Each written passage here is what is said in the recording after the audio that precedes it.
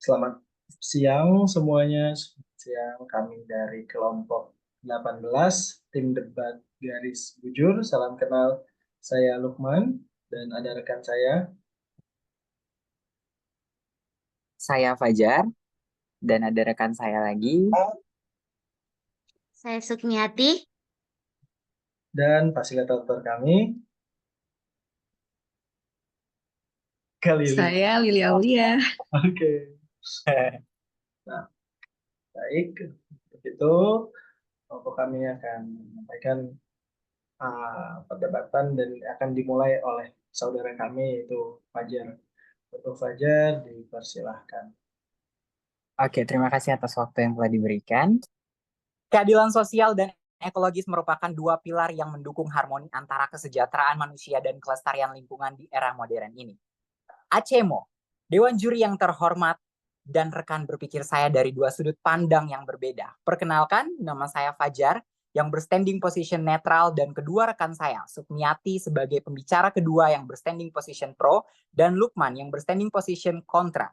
Dalam posisi ini, saya berusaha untuk mempertimbangkan secara adil dan menyediakan analisis yang seimbang mengenai mosi pemberlakuan ekspor renewable energy atau energi terbarukan di Indonesia untuk kedua belah pihak. Saya menyatakan bahwa status quo mengenai energi terbarukan di Indonesia ini menjadi polemik yang sangat panjang sebab menguntungkan dan merugikan berada di tingkat yang sejajar.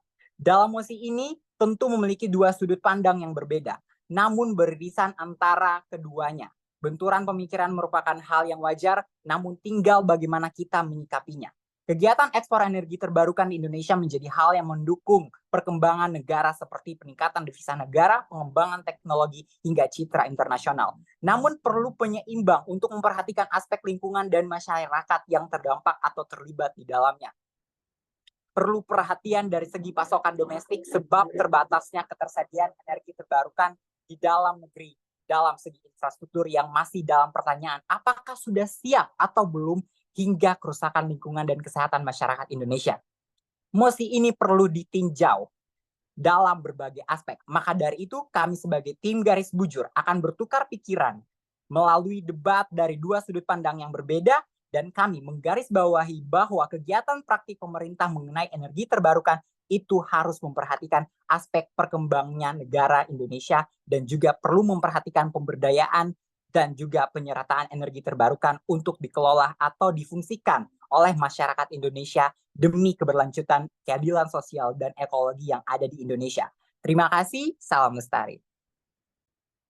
Salam, saya Sukmiati. Saya menegaskan bahwa kami mendukung penuh ekspor energi terbarukan di Indonesia. Sebab kegiatan ini mendukung pendapatan negara, diversifikasi ekonomi, pengembangan teknologi, dan citra internasional. Dimulai dari mendukung penuh ekspor energi dapat menjadi sumber divisi baru, meningkatkan pendapatan negara, memperkuat ekonomi. Hal ini sesuai dengan Undang-Undang Nomor 28 Tahun 2022 tentang Anggaran Pendapatan dan Belanja Negara tahun 2023 yang menyatakan bahwa ada 5 fokus utama, salah satunya ialah pelaksanaan revitalisasi industri dengan mendorong hilirisasi untuk mendorong peningkatan aktivitas ekonomi yang bernilai tambah tinggi dan berbasis ekspor dan juga kegiatan ini menjadi bagian dari kebijakan dan pengembangan prioritas nasional tahun 2023. Peningkatan ekspor dan partisipasi dalam rantai produksi global dan percepatan transisi menuju energi baru dan terbarukan. Kedua, diversifikasi ekonomi merupakan pembukaan lahan ekonomi baru agar tidak bergantung kepada satu sektor ekonomi saja. Sesuai dengan mosi saat ini, bahwa kegiatan ekspor energi terbarukan tentu akan membuka lapangan pekerjaan baru, energi terbarukan dan juga akan mengurangi risiko penurunan ekonomi dan ini merupakan strategi yang penting untuk masa depan negara. Kemudian yang ketiga, pengembangan teknologi mendorong investasi dan perkembangan teknologi energi terbarukan yang ramah lingkungan. Tahun 2023 hanya sebesar 13% bauran energi terbarukan yang di Indonesia. Merupakan presentasi yang paling sedikit dari baharuan fosil. Tentu hal ini mendorong adanya inovasi teknologi untuk memanfaatkan energi terbarukan dan menarik para investor untuk meningkatkan efisiensi dan mengurangi biaya produksi. Kemudian, keberlanjutan lingkungan hingga penguatan infrastruktur. Menurut analisis dari internasional Renewable Energy Agency atau IRENA, potensi energi terbarukan Indonesia diperkirakan dapat mencapai 3.692 gigawatt, termasuk potensi dari tenaga surya, angin, air, biomasa, panas bumi, dan arus listrik, dan sebagainya. Secara lebih spesifik, Indonesia memiliki potensi energi surya sekitar 2.898 gigawatt, energi angin dari lepas pantai sekitar 589 gigawatt, serta potensi energi air atau hidropower yang mencapai 1.946 gigawatt. Di samping itu, Indonesia memiliki potensi panas bumi terbesar di dunia yaitu 23,4 gigawatt.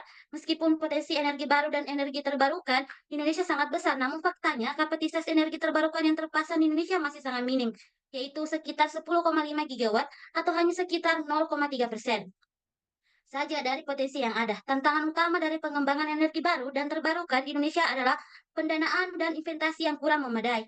Setidaknya Indonesia membutuhkan total investasi hingga 4 triliun dolar sampai tahun 2050 untuk mencapai target energi terbarukan. Yang terakhir ialah citra internasional. Berperan aktif dalam mitigasi perubahan iklim dan memperbaiki citra Indonesia di mata dunia melalui siaran pers pada tahun 2021. Indonesia telah berkomitmen dalam upaya perubahan iklim global yang tercermin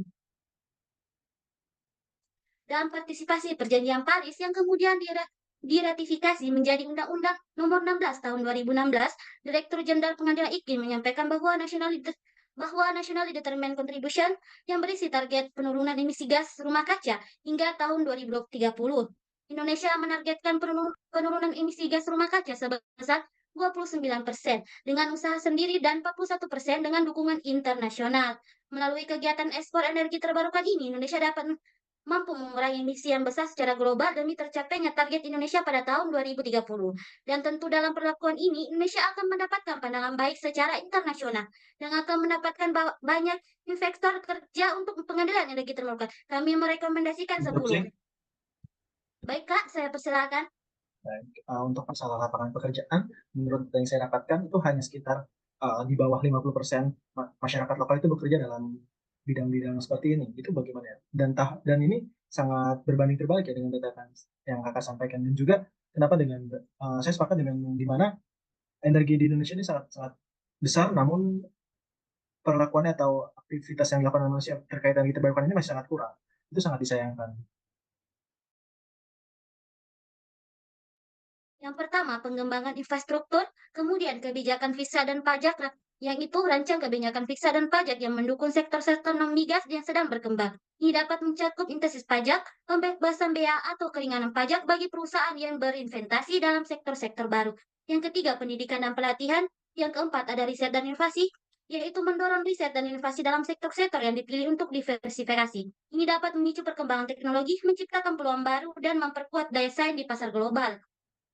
Adapun yang kelima yaitu promosi ekspor, yang keenam kemitraan internasional, dan yang ketujuh manajemen sumber daya alam, di mana kita kelola sumber daya alam dengan bijak.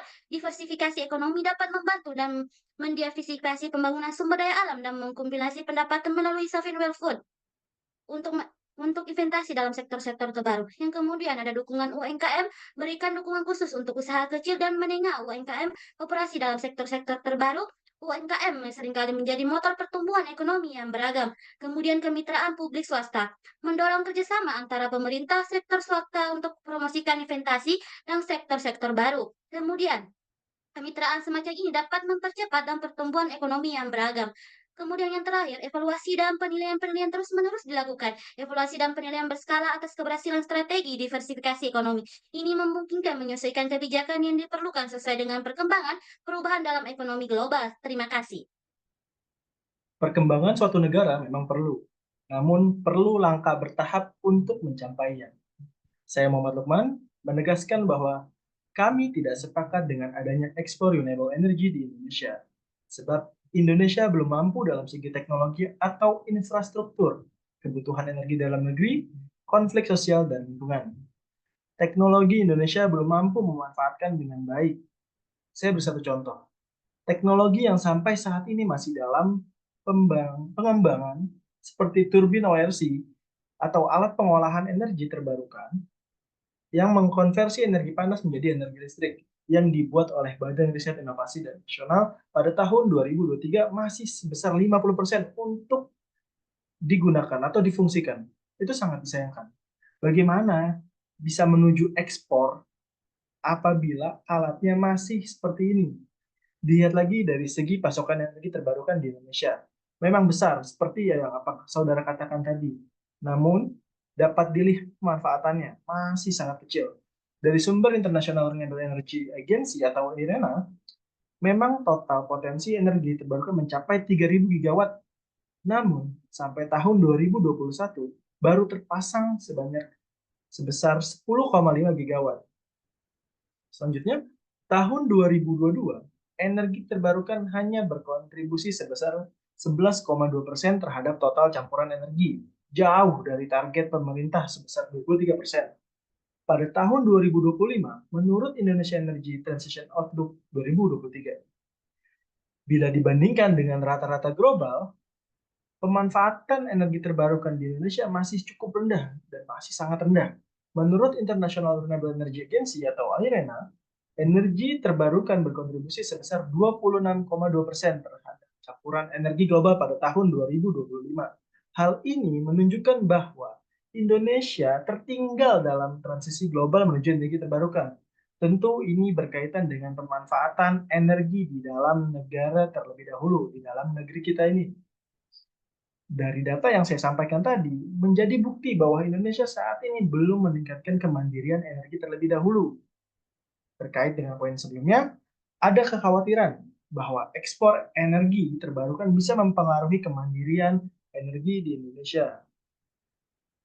Jika negara bergantung terlalu banyak kepada ekspor energi terbarukan, hal ini akan mengurangi fleksibilitas dan keamanan energi domestik dalam menghadapi perubahan kondisi pasar global atau lokal.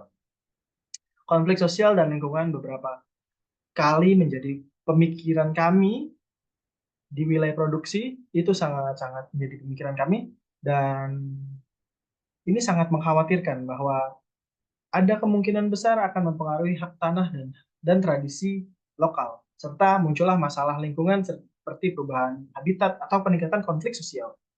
Permasalahan ini tentu sangat jelas terlihat.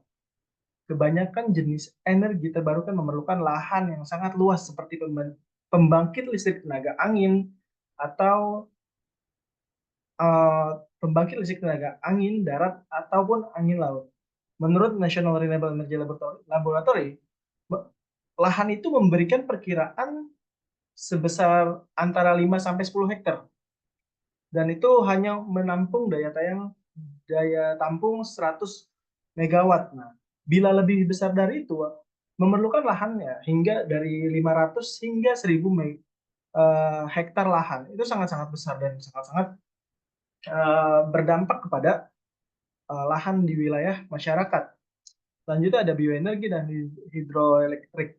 Dalam hal ini tentu kedepannya akan berdampak secara sosial dan lingkungan, apalagi pelaksanaan ini tanpa ada diskusi atau obrolan dengan masyarakat secara langsung.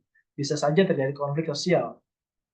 Proyek energi terbarukan seringkali dapat menyebabkan konflik sosial antara pengembang proyek, pemerintah, dan komunitas lokal terkait dengan hak tanah dan kompensasi atau manfaat ekonomi dalam proyek tersebut.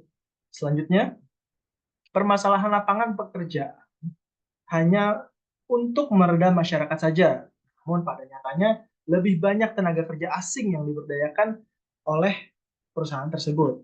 Dan menurut data, pada tahun 2022, mayoritas tenaga asing di sektor jasa itu sebanyak 49% dan industri sebanyak 48%. Dan ini sangat-sangat menyayangkan keadaan di Indonesia ini mengenai pembangunan energi terbarukan. Sekian dari saya. Terima kasih. Dewan Juri yang terhormat, sebagai pembicara penyimpul kali ini, saya akan memberikan closing statement mengenai debat yang sangat menarik ini. Kegiatan ekspor renewable energy atau energi terbarukan di Indonesia memang sangat baik, apalagi mendukung anggaran pendapatan dan belanja negara tahun 2023. Yaitu salah satunya pelaksanaan revitalisasi industri dengan mendorong hilirisasi untuk peningkatan aktivitas ekonomi yang bernilai tambah tinggi dan berbasis ekspor menjadi skala prioritas nasional, yaitu peningkatan ekspor serta partisipasi dalam rantai produksi global dan percepatan transisi menuju energi baru dan terbarukan. Namun, perlu banyak sekali pertimbangan untuk ekspor energi terbarukan ini dari segi teknologi yang harus memadai agar investor mendapatkan kepastian dari masa depan energi terbarukan di Indonesia. Perlu juga banyak pertimbangan pengembangan energi terbarukan dari segi lahan yang sangat luas. Apakah akan menimbulkan konflik masyarakat dan lingkungan? Baik pemerintah maupun investor asing perlu memperhatikan lapangan pekerjaan untuk masyarakat lokal agar juga tidak terjadinya konflik secara ekonomi. Pengembangan atau kemajuan negara yang baik adalah yang memperhatikan keadilan sosial dan ekologis yang ada di Indonesia. Cukup sekian dan terima kasih.